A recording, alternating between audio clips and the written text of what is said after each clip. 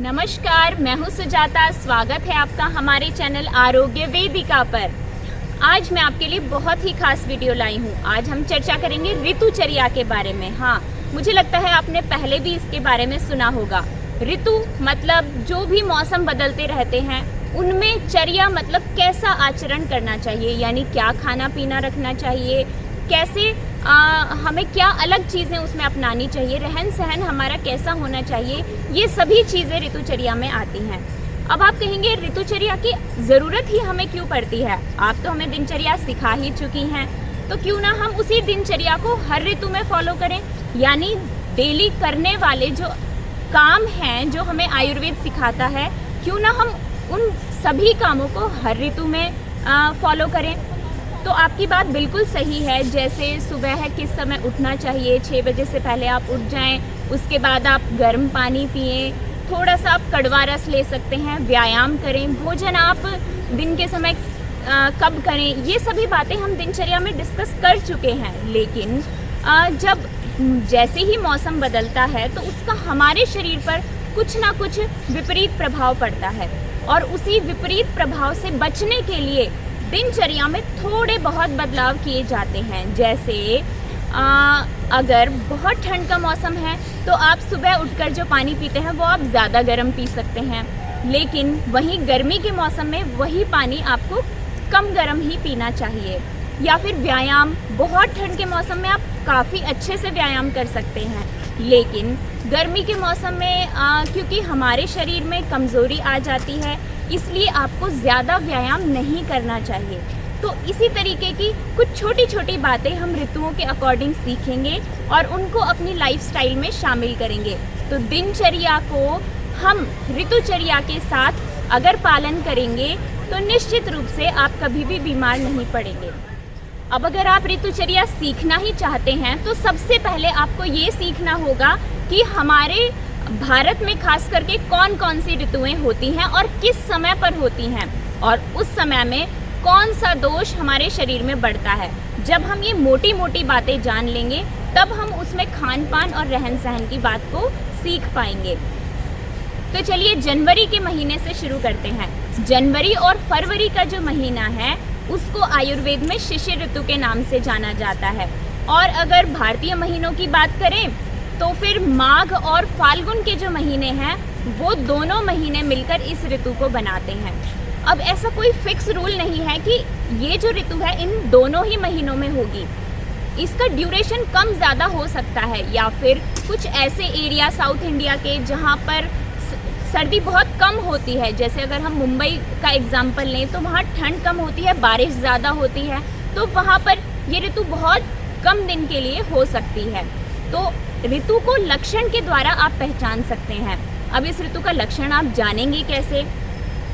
ठंड तो आप बोलेंगे कि अक्टूबर से ही शुरू हो जाती है। हाँ, अक्टूबर से ठंड शुरू हो जाती है, लेकिन उस समय पर सर्दी थोड़ी हल्की होती है। जैसे ही दिसंबर लास्ट आता है या जनवरी का महीना आता है, उस समय पर बारिश होने लगती है और सर्दी एकदम से बढ़ जाती है। तो इस महीने में हमें खास करके अपने शरीर का ध्यान रखना चाहिए, इसलिए इस ऋतु को अलग से आयुर्वेद में शिशिर ऋतु के नाम से बताया गया है। शिशिर ऋतु के बाद जो अगले 2 महीने हैं वो चैत्र और वैशाख के नाम से जाने जाते हैं, या फिर आप उन्हें मार्च और अप्रैल, लगभग इन 2 महीनों का समय आप वसंत ऋतु का बोल सकते हैं। इस ऋतु में ना तो ठंड होती है और ना ही गर्मी होती है, मतलब मौसम बहुत ही सुहावना होता है। लेकिन ये ऋतु हमारे शरीर के लिए अच्छी नहीं है, क्योंकि इस ऋतु में कफ बढ़ सकता है। तो इसलिए इस चीज़ को भी हम सीखेंगे कि कैसे हमें उससे बचने के उपाय जानने हैं। तो हमने सबसे पहले पढ़ी शिशिर ऋतु, फिर हमने जाना वसंत ऋतु के बारे में। अब जैसे जैसे हम आगे चलते हैं वैसे वैसे हमारे शरीर का बल यानी स्ट्रेंथ जो है वो कम होती जाती है ऑटोमेटिकली।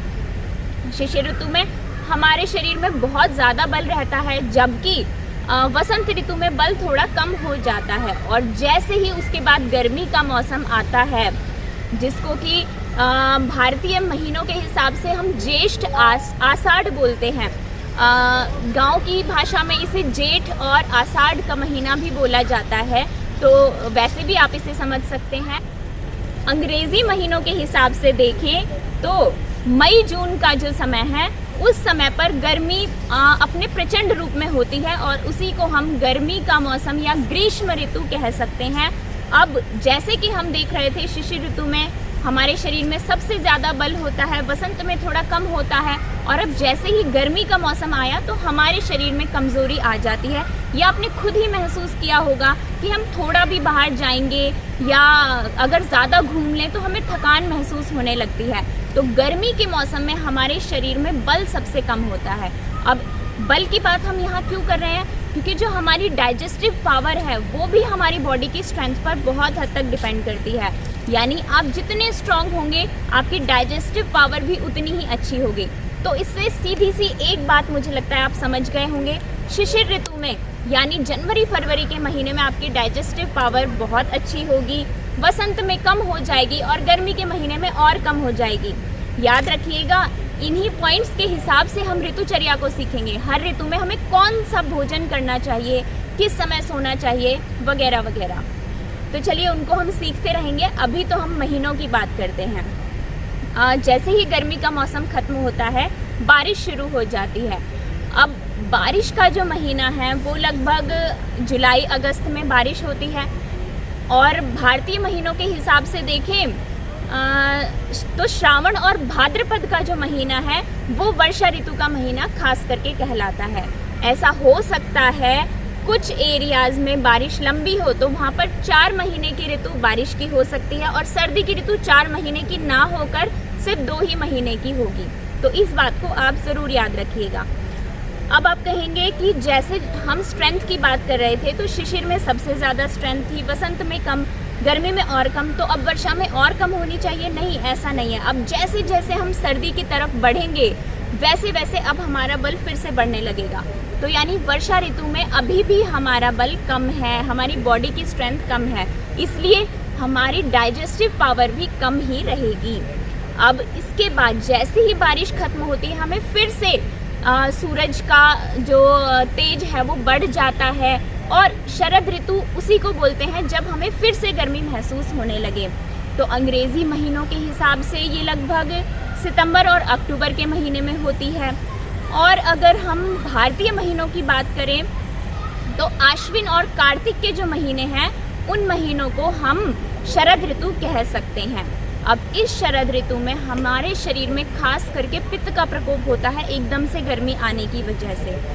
तो इस ऋतु में भी हमें विशेष करके अपने शरीर का ध्यान रखना चाहिए। हाँ, लेकिन वर्षा ऋतु में जहाँ हमारी डाइजेस्टिव पावर बहुत कम थी वो अब बढ़ जाएगी, क्योंकि हमारी बॉडी की स्ट्रेंथ भी थोड़ी बढ़ जाती है जैसे जैसे हम सर्दी की ओर जाते हैं। अब जैसे ही शरद ऋतु खत्म होती है यानी अक्टूबर का महीना जाने को होता है, वैसे ही फिर से ठंड का मौसम आ जाता है जो कि नवंबर और दिसंबर के महीने में होता है। देसी महीनों के हिसाब से देखें तो इसको बोलते हैं मार्गशीर्ष और पौष। तो ये दोनों ही महीने मिलकर हेमंत ऋतु बनाते हैं।